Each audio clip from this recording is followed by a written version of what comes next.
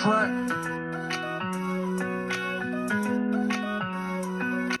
Nakalipas na naman ang mga araw. Ang sarap naman ng buhay. Kasalukuyan ay nandito pa rin ako sa aking pinagpupustingan kung saan napakagagara ng mga tanawin. Hindi nagtagal at lalo pang lumalim ang pagnanais na ang pagsubok ay tahakin. Dito pa rin ako sa araw-araw na lakbayan na para bang ang bagal ng oras pero napakabilis ng panahon na lumilipas.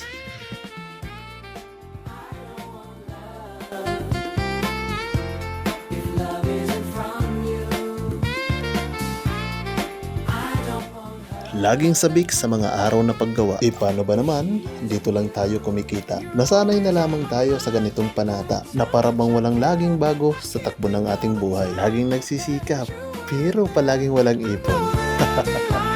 Ay.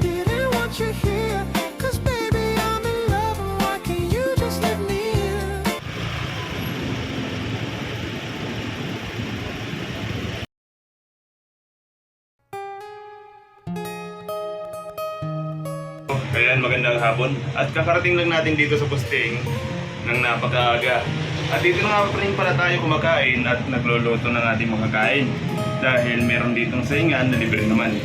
Kaya naman ay napakaganda nga dahil pagdating ko nga dito ay may nagbigay sa atin ng ulam.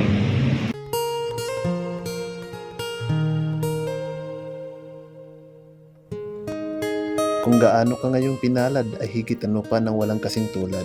Kasi minsan ang swerte natin ay hindi nananatili. Kung kaya kailangan mo pang dagdagan ang talino mo't kakayahan na hindi lang tayo babase sa kung ano lang ang ating nakasanayan. Hindi masama ang mag-isip o mangarap tayo ng malaki kung minamabuti natin ang bawat sandali na sinasamahan ng sipag at tiyaga at syempre ng pananalig sa Panginoon. Pauwi na naman. Lakad dito sa papuntang Makati Up.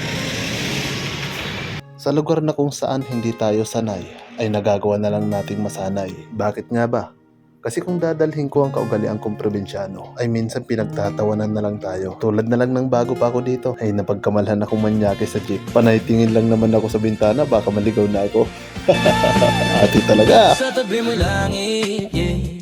Sa ganda mo lalo ako sa iyong naakit. Di ko alam kung bakit ba sa'yo ay napalapit. Kahit sa panaginip ay kasama ka parati. Salamat naging aking ka sa aking panapuntang katulad mong diwata. Di ko inakala sadyang mahiwaga pag ika'y kasama. Parang naabot ang mga dala.